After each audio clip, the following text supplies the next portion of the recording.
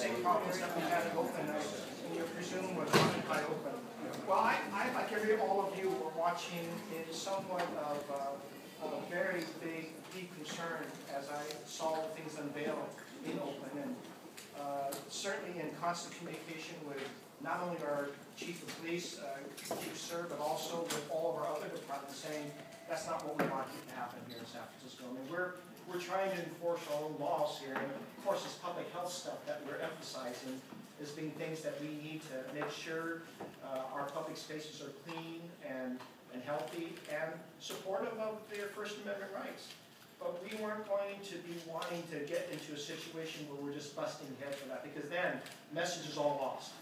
So we kind of understood that as we unveiled this, and so we've been very patient in sending the messages to Occupy SF folks down there at Chestnut Hill Plaza that say, look, we're still wanting you to comply. We have reports. You've got to help us clean up. You've got to help us do the kinds of things that we need to do to make sure that place is safe for everybody. So that's been the consistent message that we've been sending clearly for the last couple of weeks. Will you allow them to indefinitely? Well, you know, again, I have said, and I said earlier that you know, we're going to try to do our best to communicate first. And we have been dialoguing with them. In fact, seeing a number of supervisors there last night from our Board of Supervisors. Also having met yesterday with several members of our labor unions that said that they wanted to help communicate. We're holding that meeting this afternoon with them and see whether or not they would like to propose some additional solutions and venues in which we can communicate more with representatives of the Occupy movement. Why did you mask for a raid last night then? I'm sorry? Why did the police mask for a raid last night then? And what happened? Can you talk about how that was called out? Well, the police were ready for what, in fact, the chief reported to me this morning that they had to get ready because of what they saw in Oakland. They actually thought that there were going to be hundreds of people coming from Oakland to San Francisco, either walking over the bridge or through the BART stuff. So they were trying to get ready for that particular activity because we didn't know what was going to happen. We saw a lot of anger. We saw a lot of frustration with individuals who wanted to come to San Francisco, and we didn't know what their ultimate intention was. So that was the report that I got from our chief as he got ready to make sure that things were kept peaceful and quiet. So there were never preparations to go into the camp last night? There were never preparations or plans made to go into the camp last night? No, but no, that wasn't the intention. However, I have asked our chief to always be ready because I've been insistent that we have to be ready to enforce our laws. And so he's been under that instruction for quite some time. But the tactical decisions are given to the chief's responsibilities, and I will back him up on this. Yesterday you said that you were going to be enforcing the laws in the next few days. You said you thought it would be, you know, is that still the plan?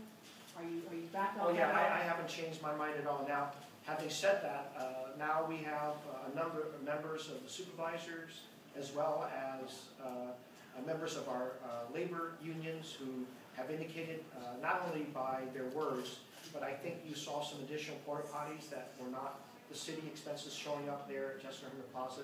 That seems to signal that some people want to actually take some action to help resolve some of the health issues there. So we're going to see where that goes, and we're going to have a meeting with representatives of the Labor Council as well as some of the supervisors this afternoon. Mr. Mayor. We're always worried about anybody who might agitate levels of non-cooperation that would ultimately lead to violence. I've said all along, public safety is our #1 concern. That's a concern of Chief Sir, it's a concern of Fire Chief Hayes, it's a concern of every department that's been down there, from our health department to even our animal care control and public works, as well as our homeless outreach people. We're there every single day trying to help establish a clean place for people and trying to make sure that overnight camping is still enforced, but also still respecting the rights of people to protest. The message in San Francisco, I believe, has still not been lost. There are still a lot of the national message being lost. I don't want that to be overtaken by messages around things that are very distracting. Mr. Mayor, just so it's clear, the police went in, was it last Sunday, not this past, but the one before, and they went in with quite a few officers. When you say you're going to enforce the law, I guess there's an impression that that's what's going to happen again. A bunch of officers go in, take the tents away, and et cetera, et cetera. Is that what we're going to see in the next few days? A so-called raid, or is there going to be something different? Well, we're always expecting a better outcome, especially as a result of any dialogue and any time that we spend dialoguing with people who purport to represent Occupy itself. And so it's optimistic always on our part that we would get some sensible minds that say, and help us, find a way to clean up the area, because that's what we ultimately want to do. And But if they continue camping, will you raid the camp? If they continue camping overnight, which they say they will. Well, again, I think we go step by step. But they say they're not leaving, so what is your response to that? Well, again, there's this fine balance between occupying space for purposes of First Amendment rights and then sleeping overnight that causes health conditions that we've been very concerned about. So we're going to take it step by step. If they signal that they want to be responsible in making sure that place is clean, let's start working with them on step one. And then see where it goes. I'm not going to... I think the issue is the tents, though. We talked about earlier there would be no tents. There's at least 60 there now. It's quite an encampment. Are we still saying no tents, or are we going to allow tents? Well, we're going to still say no tents. So Yeah. You're in violation. We're going to keep talking with them, but again, I think that there are ways in which we're hopeful that we can bring some communication, that they start doing things that signal their willingness to cooperate, and we'll take it step by step. So the porta potties and got them until the time, right? How will you enforce no tents? Oh, well, again, first of all, let's see what can voluntarily be willing to be done through the dialogue that we are attempting to establish better and better on a day-to-day basis. Now, we've given them a lot of notices. You've seen that. I want to make sure that if we have to do things to enforce our laws, that we're quite justified in giving everybody notice. But having said that, there seems to be a signal from people who are there talking with everybody from our supervisors to our representatives in labor, that they want to find a different way. And everybody, I think, agrees that we don't want the open situation to happen here in San Francisco. Two more questions.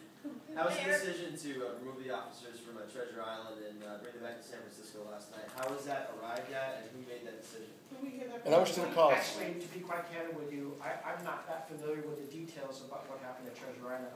You can ask the chief. I leave all tactical decisions to our chief. That's his responsibility. You said you wanted to see where the dialogue goes regarding the tents. How much time will you give that dialogue before you remove the tents?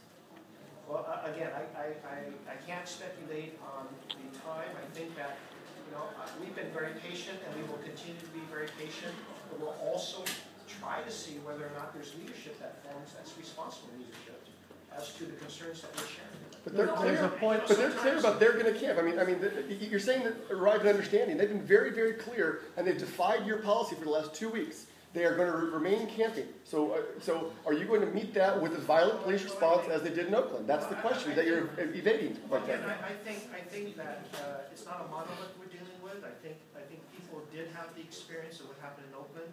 I think that there's a genuine feeling that they don't want that to happen here in San Francisco. And if we create better dialogue around that, I think that's everybody's intention, including the occupiers, that they wish that not to happen. And I'll take those intentions with a clear willingness on our part as a city to try to dialogue with them in a way in which we can get through. Well, they've been very clear in their communications. They're not going to leave. The only way to get them out is a raid. Are you going to raid them? Well, I certainly think that we're placing a responsible burden on the occupiers to work with us so that we can avoid situations like happening. you had no tents for a while, and then tents began to come back. Why did we allow that to happen? Why was it not stopped as the first tent went up?